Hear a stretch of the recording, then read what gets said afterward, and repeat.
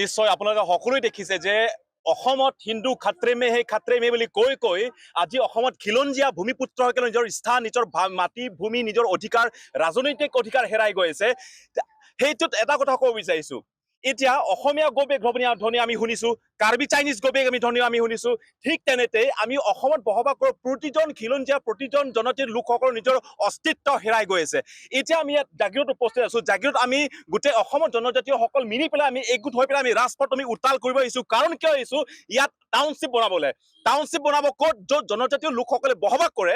এই জনজাতীয় লোকসকলৰ বসতি স্থান কৰা এই স্থানতে গোটেইখিনি উচ্ছেদ কৰি পেলাই তাৰ পৰা গোটেইখিনি ঘৰ ভাঙি মেলি গোটেইখিনি যিসকল 40-50 ইয়াৰ ভূমিপুত্ৰ যিসকলৰ তিৱাহে অসম আন্দোলনত পদত্যাগ কৰিছে, যিটো তিৱাসকলে যিটো কাৰ্বিসকলে অসম আন্দোলনৰ সৰ্বোচ্চ ত্যাগ কৰি পেলাই নিজৰ প্ৰাণ আহুতি দিছে, এই প্ৰাণ আহুতি দিয়াৰ কাৰণে অসম আন্দোলন স্বীকৃতি পোৱাত অসম চুক্তি স্বাক্ষৰ কৰা হৈছে। কিন্তু এই তিৱাসকলক আজি ইয়াৰ পৰা আঁতৰাই দিয়া, ইয়াত গোটেইখিনি খেদি পেলাই ইয়াত গোটেইখিনি উচ্ছেদ কৰি পেলাই ইয়াত টাউনশ্বিপ বনাব, সেইটো লজ্জিত কথা। আৰু এই অসম চৰকাৰ কোনো পাৰ্টীৰ চৰকাৰ নহয় কিয়, অসম চৰকাৰ কোনে চৰকাৰ নহওক কিয়, এইখিনি ক্ষেত্ৰত তেওঁলোকে অকণমান চিন্তা কৰিব লাগে।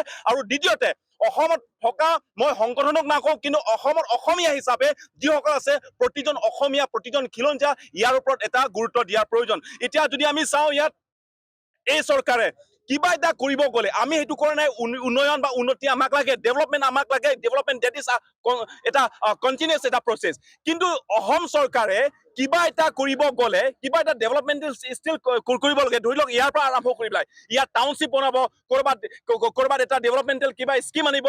কিবা এটা অসম চৰকাৰে কৰিব গ'লে সদায় ট্ৰাইবেলসকলৰ মাটিটোৱে কিয় ল'ব বিচাৰে? অসম চৰকাৰে কিবা এটা ডেভেলপমেণ্টেল উন্নয়নৰ ক্ষেত্ৰত কিবা এটা আগভাগ ল'ব যাওঁতে কিয় সদায় জনজাতীয় লোকসকলক উচ্ছেদ কৰি পেলাইহে কৰিব পাৰে? যদি ইমানে যদি উচ্ছেদ কৰা সাহস আছে, কাৰ্বি আংলঙত আহি পেলাই তাক উচ্ছেদ কৰক। যদি ইমান যদি উচ্ছেদ কৰা সাহস আছে, অসমত থকা ট্ৰাইবেল বেলেঞ্চ ব্লক মাটিবোৰ উচ্ছেদ কৰক। কিন্তু সেইবোৰ এওঁলোকৰ দম নাই। তেওঁলোকে দম কৰে আছে সদায় জনজাতীয় লোকসকলৰ ওপৰত অত্যাচাৰ কৰা, জনজাতীয় লোকসকলক দমন কৰা। সেইটো মাত্ৰ এই চৰকাৰে তেওঁলোকে মাত্ৰ পাৰে। সেইকাৰণে পীযুষ হাজৰিকা ডাঙৰীয়া তেওঁলোকক মই আহ্বান দিছো যে ট্ৰাইবেলসকলক এই সদায় আঙুলিয়াই দিয়া, কাৰোবাক এৰেষ্ট কৰি দিয়া, কাৰোবাক দমন কৰা, কিন্তু এইটো এতিয়া নচলিব।